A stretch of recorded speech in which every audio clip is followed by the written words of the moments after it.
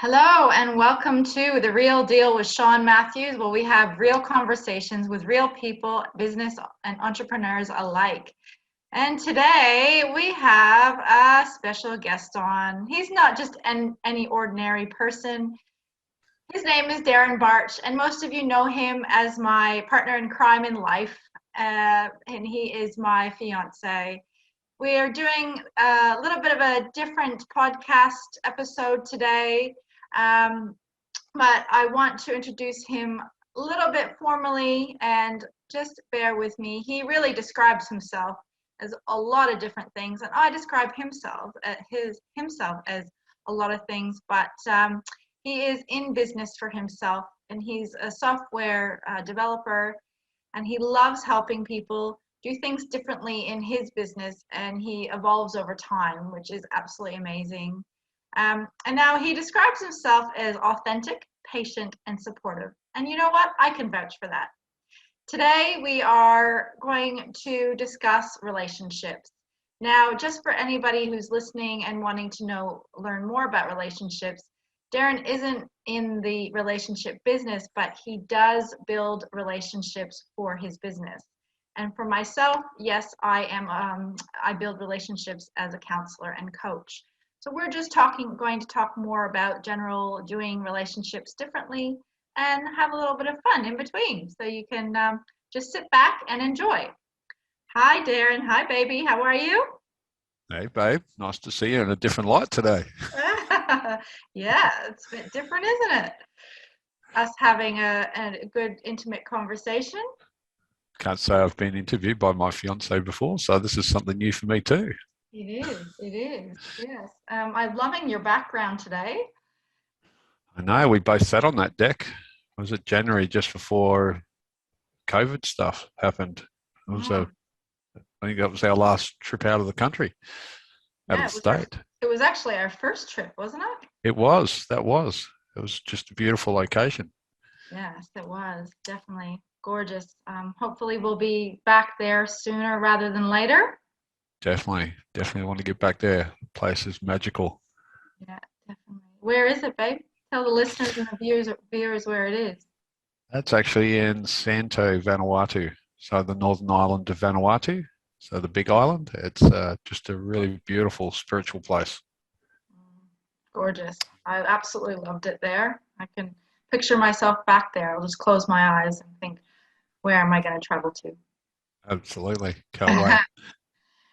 So, babe, what's the conversation today? I want to hear more about what you think around relationships in business and how you develop a relationship in business in Yeah. particular. Yeah, and I'm no relationship expert. Let's just put that straight out there. Yeah. But I've just realized that relationships are really important with everything we do in life, not only personally, but also in business as well. And I believe we're only as good as our network, and whether that be our family network, our friends, or our relationships we have in business. So it's really important, I believe, to develop those relationships, and it takes time. It's like anything in life, it takes time and you have to spend time, working at those relationships in order to have those sort of bonds with people and for them to know, like, and trust you. So I've been working diligently over a period of time to grow relationships, and I'm having a little bit of success. But there's a long way to go, and I just think we need to look at relationships in our networks and the people that are in our life and look at them differently. Because if we do things the same way, we're going to get the same results. If we're going to do things the same way and expect a different result, well, that's the definition of insanity. So I just think we need to look at things in a different way and take time to develop relationships. You do it really well, spending time to listen to people and really get an understanding of what's going on for them. And I think that's probably the starting point. I'm learning from you consistently as I watch you develop relationships, and that's sort of like anything. You become like the people you hang around, or you and I spend a lot of time together. So the way that you do life is rubbing off on me, and so I'm applying that to my life. I love that, babe. I love it. Yes, well, we're both in it together, really, aren't we? And to develop Absolutely. a relationship, it, as you said, takes time, and to build that trust is basically one brick at a time. But if you don't have that Mm, foundation first, then how do you build a relationship? So, I mean, it's like dating. I think a lot of people are aware of this, that building a business and building relationships in business is a lot like dating, isn't it? I mean, yeah, maybe we can absolutely. go there. Do you want to go there and how we built our relationship? Absolutely. I think for me, I can't speak for you. I'll let you speak to that in a minute. But the first time that we really had a date, I think there was no phones. It was just pure presence and getting to know each other involved listening, a lot of time listening. I think we sat there on the grass for about 4 hours that first time, and it was just really listening to the other person and really hearing them. I don't think in a world that we live in at the moment where everyone's extremely non-present. Let's just say that because we're in an interesting world that we live in, and I think for me it was that presence that you had right up from the get-go that attracted me. And I knew that time that I left that first sit down in front of the surf club there at Kurrawa Beach was like, whoa, this woman's different. So for me, it was that level of presence because I don't think we give our presence enough to people. And I believe that's a really important, well, it was for me. I can't speak for anyone else listening to this, but for me, presence is an amazing quality and not enough people have it. Mm. True. Well, it's true. I mean, I had a bit of a different experience than you on the other side. As it Come was on, let's hear it. so people out there that don't really know Darren and my story, a little bit of our background is that Darren was my mentor to begin with at Toastmasters, a public platform that I joined to learn public speaking skills. And he was my mentor, and we became friends for 3 months, 3 or 4 months, and built a relationship. And that was the foundation. And we learned how to trust each other. Say, if he was going to show up for a mentoring session, and I would show up, so we definitely show up to each other, and how that looked. And that was building the trust of just building a small foundation of that relationship in general. And then over time, and when we had that conversation on the grass, that was probably our first official date. And Mm, it really wasn't a date, or neither of us thought it was a date.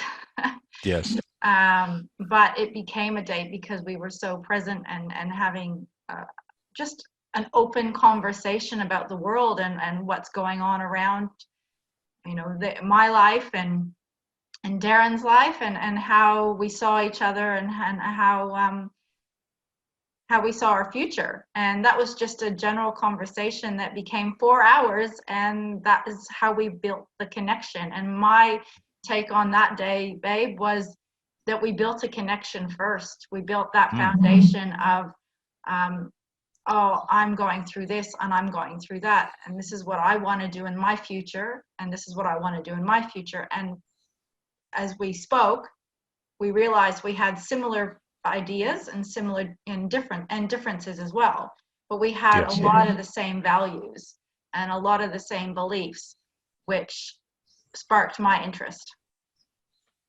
I agree. I think it's those little things, doing something or saying you're going to do something and then actually doing it. I don't think a lot of people let other people down just from the little things. And I think you made a really good point. It was built on those little things at the start, saying you're going to do something and then doing it, then saying you're going to do something and you did it, and then I said I'll do something and then I did it. So it was those little things that turned into big things in the end. It's a bit like the Paul Kelly song, wasn't it? From little things, big things grow. And Oh, are I you think gonna it's true. start singing? I can't sing. I'll break windows. So I'll mirrors. I'm not going there. Yeah, it's not my forte, singing. I'll sing in the shower, but they've got a few broken mirrors. Well, we'll leave that to the We'll shower leave that then, to the babe. professionals. Yeah. Yes, but I mean, it's true. A relationship is based on foundation, trust, Yeah. and similar values and beliefs, and presence, as you Yeah. said. And if you don't have any of that, for me, I couldn't hold a relationship or a healthy relationship down because Yeah. the other person wasn't giving me that. And then when you and I found each other, we went, wow, this is what a relationship is supposed to be. Mm. Easy, not hard. Yeah. We go back and forth, we're present, we listen to each other, and we bounce off each other. Absolutely. And you can take that from a personal relationship and even to the relationships you have with those that are close to you, your close friends, your family. It's the same. And even take that out to business as well. Those relationships where you have those close connections with your clients as well. It's not just personal relationship. I think that flows out, starts, I believe, like at home and then slowly ripples out. It's a bit like a ripple on a pond, it starts to go out. And I think if you have those foundations or the base for relationships, and then you just apply it everywhere.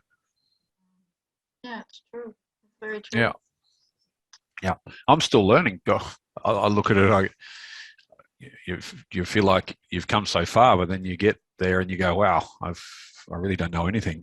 I feel like a kid again, learning how to do relationships all over again. So it's not just a one-time thing, it's an involvement. It is. Mm. So how would you apply, for instance, the things that we do in our relationship to the outer world, in relationships in business and communicating with other people, even with your kids? Yeah, well, it's just honouring agreements, small agreements. So you meet. Let's talk about say a basic networking event, and you meet someone. You go, we've got a good connection, and okay, let's organise to catch up and have a cup of coffee or have a Zoom call or whatever afterwards. The little things are you've set an appointment that you turn up on time. You're not there 15 minutes late. You get there and you turn up on time. And if you say, oh, I've got a connection for you, you actually deliver that.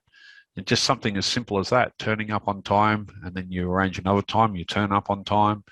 You say, I'm going to introduce you to Peter and I'm going to introduce you to Mary. You both do that. It's like, okay, so we're starting off on those little small things to be able to develop that mutual trust between the two of us that we actually do what we say we're going to do. Those people that turn up late, don't deliver what they say, it's all about me.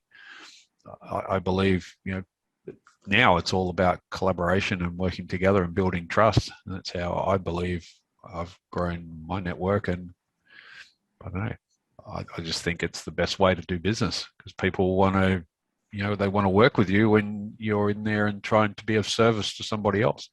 Yeah. Exactly. Same thing with your kids, I guess. Same thing. It's like you said you would be home at this time, or you said you would do that, and obviously that grows trust. It's doing those little things. I think trust is built with the little things. A bit like a bank account. A bit like building a bank account. Yeah. That trust builds. Yes. Tell us about. I love your trust bank account. What you teach your kids. Can you tell us a little bit about that? Oh yeah. Well, every time you do something, you have an agreement with each other and, you fulfill it or you honor it. It's a bit like adding another dollar into your bank account. That just keeps growing between the two of you. But then, it's like a wipe out of your bank account. You do something wrong and your bank account gets wiped out. Same thing with trust. And then you got to start building it again. You make let's put it into, say, an investment. You put it into a bad investment. You had let's say you got it to $100 and you put an investment on and it went sour. You've got to start again at zero and work your way up. Same thing, I think, with trust, because trust is earned, not given.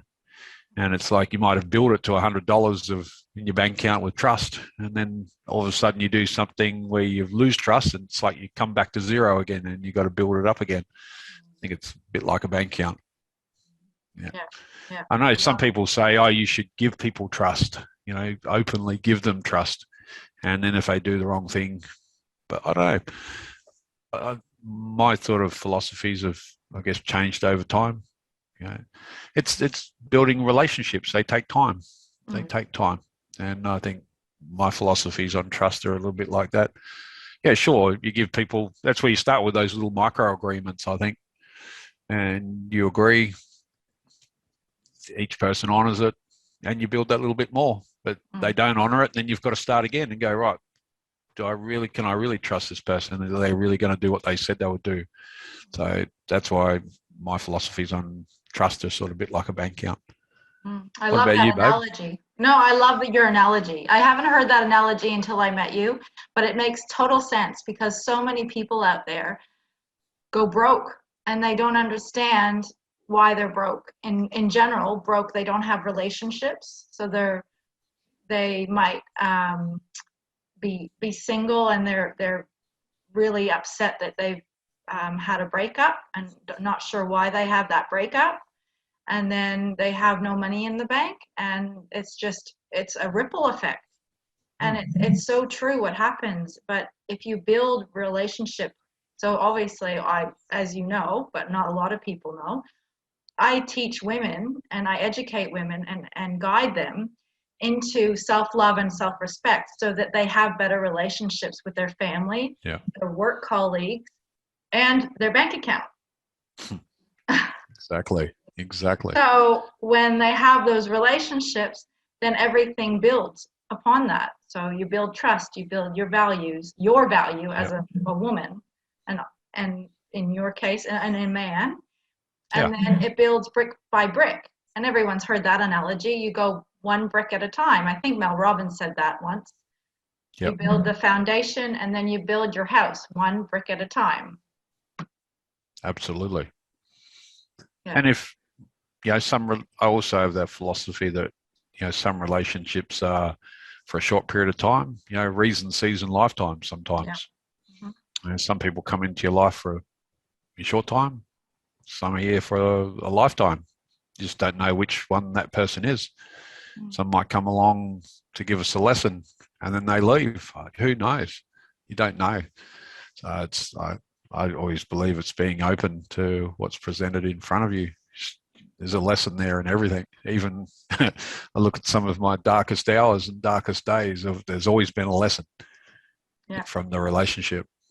Always a lesson. And of course, you and I have learned about our lessons in our past relationships to build a foundation of a good relationship that works for us. And I mean, the subject today really is doing relationships differently. So how are we doing relationships differently in business and in relationships with you and I and with your kids? Well, I think we set some foundations really early. What you wanted, what I wanted. I think that was probably the crucial part. We had a very open, very real discussion right from the beginning. It's like, let's just cut to the chase. This is what I want. This is what you want, just to see if we're on the same page.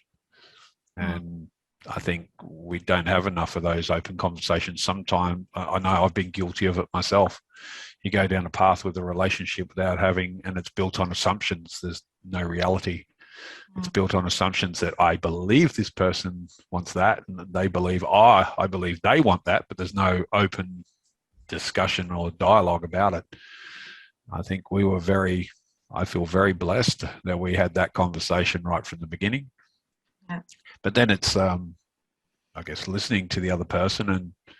And I know I had a feeling very early, once we'd had that 4-hour marathon, that there was something there that was something that was worthwhile exploring. And I guess it's the same thing in building relationships, having those honest conversations with your kids as well. We've had some, I don't even know how you describe this year. It's been indifferent year. You could say indifferent or challenging. Challenging.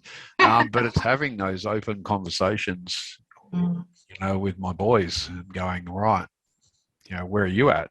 And are you okay?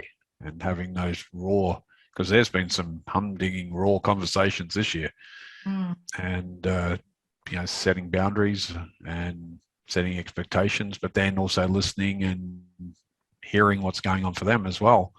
mm, That's been challenging. And then even relationships, being real, being around like-minded people. If you have an attraction that you want to work with someone, or you have an energetic, reason for wanting to connect with somebody, business, whatever it may be, but having those real raw conversations, don't leading people on. It's like, let's have an open discussion. What do you want? What do I want? Does that align? yeah. But a lot of people I've seen in business say one thing and do something different. So it all comes back to trust in my world, Yeah. and that's built over time. And if it's not to say I've made heaps of mistakes relationship wise, made heaps of mistakes in business, but it's then having the courage to come forth and go, you know what, I made a mistake. I don't think anyone genuinely goes out there to do the wrong thing by somebody. No.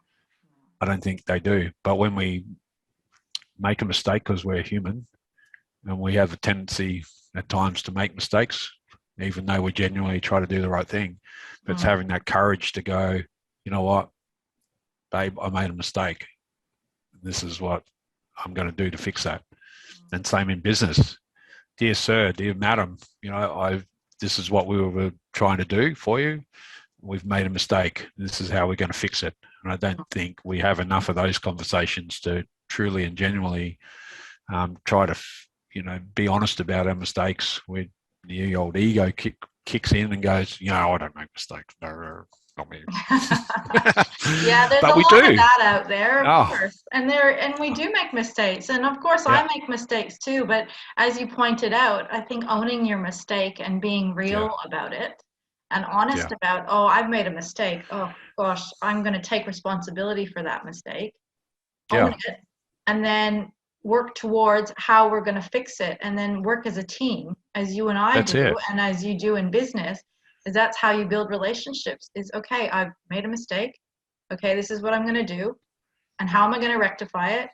And I'm Yeah, going to be real with you and say, look, I've made a mistake, but this is how how we're going to move forward. And yeah. are you It's like, happy with that? Yes, you're happy with that? Fantastic. Great. If you're not happy with that, okay, well then we need to part ways. But yeah, those are the things that you need to work on with people in it general. sure is. Sometimes we have to eat some humble pie. Yeah. Uh, I've noticed, like we've made a couple of mistakes this year in business. Had to eat some humble pie. Apologise to a customer, and just proves we are human. But out of that come an involvement in systems and processes where we've been able to learn from that and apply that to other customers now from our learnings. And we're having some great success from that. But whilst still trying to work through with the mistakes we've made and make it so that it still can be a good outcome for the end customer, even though we've made a mistake. So I think it's an opportunity to be able to do better and do relationships better and improve from our mistakes. So it's been interesting. Interesting doesn't even describe it. It's Well, challenging. what describes it, babe? I don't know. I think challenges. Well, I think we strive as we actually. What am I trying to say? I'm trying to say that me as a human being, because I can't speak for anyone else. Me as a human being, I learn when I'm challenged. I learn when I'm put under pressure. I learn to get better when I'm in difficult circumstances, because that's where the growth comes. The challenges help me grow as a man to then have the opportunity to get better. And when life's going easy, I don't think we have that opportunity for growth. So I think this year in particular, I've been put under the microscope and put under a lot of pressure this year. And I know that I'm a different man than I was at Christmas time this year. Mm-hmm. I didn't think some of the things that have happened this year, I had it in me to be able to to grow as much as I have. And now I realize it's a bit like driving along a car on a dirt road. You turn around, you look at all the dust in the background, you don't realize how far you've come until you see the dust trail that goes back for a mile. Yes, and, 100%. and and it's like, okay, do you want to go back through the dust, or you just want to keep powering on forward? And I turn around, look back, go, come a long way, but I don't want to go back into that dust. I want to continue moving forward. So, I love it. and I realize there's so much more, so much more. And when you've come that far, it's a bit like another analogy is, the universe says that you can do this much. We think we can do this much, and we stretch to get there. And it's like, oh, I've made it. Then your next challenge comes, and it's like that. And eventually, where you started and where you are now, you turn around and you don't even realize you're the same person anymore. But then when you get to the top, you realize there's so much more in you. And I think that's been this year for me, in relationships, in everything, as a father, as a business owner, as a partner to you, in my relationships all around. They are trying to involve them to another level. I met a guy in Adelaide who introduced me to a guy in London 3, 4, 5 months ago. And he's got a podcast called The 6-Star Business. And some of the philosophies of business, I think, then apply back to life. How can we do everything in relationships, everything we do, in a better way? That philosophy is probably encouraging me to develop and be a better man. Yeah, still make lots of mistakes. No, I can see it. I mean, I can see it from us, and I can see it from your business perspective. And I see it with both of our businesses. We just keep growing from strength to strength. And then we might take 2 steps forwards, 2 steps back, but we just keep going forward. And that's how we're growing relationships. That's how we're growing our businesses. And as you said at the very beginning, it's about agreements set in place. So I send a contract to my clients. And what I do is I get them to agree on specific things before we even start a session. And then we talk about it if they have any questions. And then they show up on time. I know they're committed to what they want to do, and they want commitment to themselves and their change and their growth. So that's an agreement that I have. A contract and then showing up. Those are the two things, contract and showing up. An agreement and showing up just to do what we said that we were going to do. And to me, that just says a lot. That builds trust straight away. Yeah. Between myself and the client, or myself and you, whatever situation it is. Myself and your kids, I mean, that's been a huge learning lesson for me. Yeah. But we've gone through it, and we've had to go through the processes and talk about it. And as you said, open communication is the best style to have these real conversations and talk about these things. And having this podcast and having you on my podcast, I didn't even think about. And when you said, hey, let's do a podcast together about relationships, I went, that's a great idea. Why don't we do business and life together in some ways? Why don't we just talk about it? And I think it's prevalent for a lot of people. A lot of people just really want to know how to stay focused, build real healthy relationships, and understand each other. Yeah, I agree. I think you briefly touched on agreements there, but I think another area that's really important is us honoring ourselves and honoring agreements with ourselves. I think that's really important. So if just for ourselves, to say, hey, today I'm going to get up and I'm going to go for a walk and I'm going to do these few things, and something as simple as honoring ourselves, to do the things that we say we're going to do for ourselves and help, as a platform to start winning for ourselves. I think a lot of people are, because I was there. I believe I let myself down a lot because I wasn't honoring myself in small agreements, even with myself. We've talked about agreements in relationships. I think it's got to start back with ourselves. Yeah, definitely. And I think you've hit the nail on the head right there. is that relationships really start with a relationship with yourself. So if you don't Absolutely. like yourself or trust yourself or value yourself or love yourself or anything like that, then how is anyone else going to love you? Absolutely. And how are you going to build all these foundations with other people if you don't love yourself first? Couldn't agree more. I think So, you've hit the nail on the head. That's where it all starts. Yeah. it's amazing how we grow and develop over time, but that is definitely why I do what I do, and I love the fact that we've done this podcast together, and I don't know how long it's been now, so we probably should stop. I think it's been more than half an hour. Do you think people have stopped listening? Maybe. Oh, it comes down. I think it all comes down to being of service at the end of the day. I don't think everyone's sort of gone. I can't speak for everyone, but I noticed a lot of people have gone internal, and we need to get out there and check on our neighbour. Actually, which is an interesting story. Even on the weekend, we reached out to our neighbour because we felt like something was not right with a neighbour just through music. So it's like reaching out, are you okay, to people.